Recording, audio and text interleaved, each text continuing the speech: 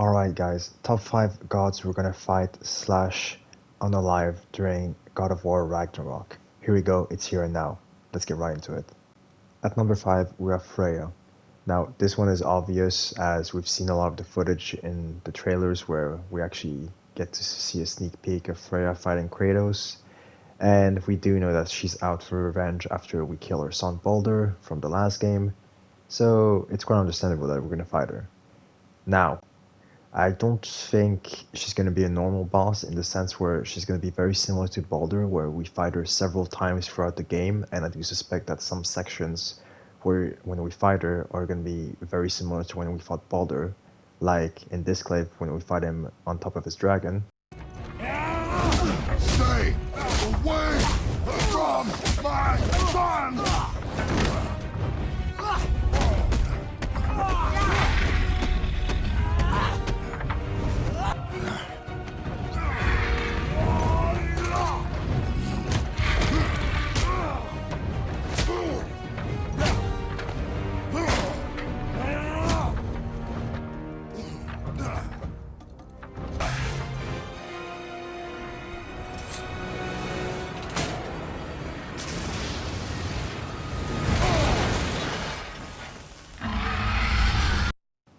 Though I suspect that in this situation with Freya, it's going to be on the sled with the wolves.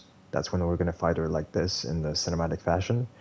And there's going to be normal fights, and I do suspect that her move sets are going to be very similar to Sigrun's move sets, but more, a lot more dangerous, including her vine attacks, where it's going to be a lot more cinematic. So I don't think it's going to be as difficult as Sigrun in the sense where there's going to be pauses and checkpoints throughout the fight, because obviously it would be extremely difficult if it would put a fight as difficult as Sigrun has, because Sigrun was, if you tried to fight her, you know, it was maddening.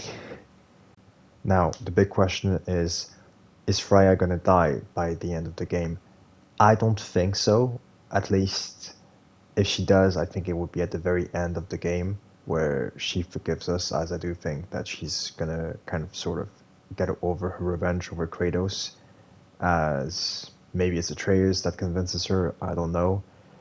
But considering that Mimir told us that she kind of knows the secret to Asgard's defense and the way to penetrate the walls of Asgard, thanks to Famor's son, I would suspect that she's gonna be kept alive for a bit, at least until we know that secret. And she might get killed by Odin or Thor, but I would be very surprised if Kratos actually kills her. And you do not know me. At number 4, we have Heimdall. Now, in my opinion, he's gonna be the first boss we fight in Asgard, as he's the guardsman of the Bifrost. And as Baldur says, when he activates the Bifrost to get into Asgard, he says you're going to be attacked with the full might of Asgard. And Heimdall is one of those mights, as he's one of the strongest Asgardians that there is, apart from Odin and Thor and obviously Baldur. Now, we haven't seen Heimdall in the game, but he is mentioned by Sindri when he gives us the mistletoe arrow, saying straight up in Heimdall. Now, in terms of abilities, Heimdall has extremely keen senses, and he can, for example, he can hear and see a leaf fall from far away, as he's basically the watcher of Asgard and its defender. And I just learned actually he's one of the sons of Odin as well, which kind of gives him a bit of more street cred. Now, in terms of weaponry, Heimdall possesses a horn and a sword, which is called Manhead. I'm not going to try to pronounce the Northern name because I'm going to butcher it. Now, what's interesting about Heimdall is that in Norse mythology, he's the sworn enemy of Loki and destined to fight it out with him during Ragnarok. And they actually kill each other during Ragnarok, which is kind of interesting. So is Atreus going to die? We don't know. But I do think Atreus will probably kill Heimdall, as I don't think many Aesir's will live. At number 3, we have Odin. Now, I do think like Freya's fights, some of them are going to be cinematics, but I do think we're only going to fight him maybe once or twice, and most of the fights we're gonna have with him are more with mental fights, as he's gonna try to divide Kratos and Atreus' relationship.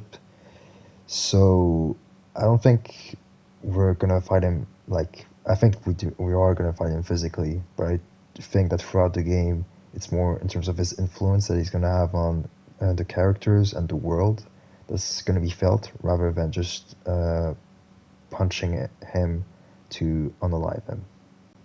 Now, will he live or die? I'm a bit unsure about that, as I think that Kratos might decide to actually let him live and prove that he's better than him, but then again, Odin is Odin, so he might cause his own demise in that sense. At number 2, we have Thor. I think everybody saw that one coming, so let's get right into it. Now, obviously, Thor, I think, has the biggest vendetta and the biggest reason to try and fight Kratos, as we kind of unalived most of his family, his sons, his brother, so I can kind of understand him.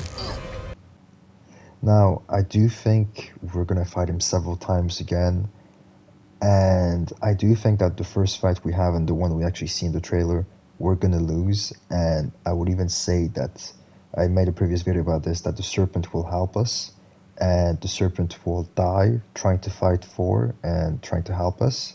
Now, like I said, I do think that the first fight we're gonna lose, and he's actually gonna break the axe, and we're gonna have to fix it, and then as we progress through the game and get better gear, we get to fight him and actually defeat him, and perhaps even take Mjolnir as a new weapon. But the big question is on whether he's gonna be dead or not, is I'm kind of 50-50 on that because of Ryan Hurt's interview. And at number 1, we have Loki. Dun dun dun! Now, this is just based on several things that were said in the game at the end, where Kratos says that he will let Atreus kill him if it meant it will live, and also the fact that when we go to Helheim, Atreus doesn't remember the fact that he killed Magni, or Modi. I don't remember which one is which. But anyway, so based on that, I think he could be manipulated by Odin or just by his godhood essentially to just do something where Kratos has to kind of intervene and fight Loki, whether it's in a dream sequence or whether it's in real life or whether like he really needs to fight him. I don't know, but I think it would be kind of interesting to see.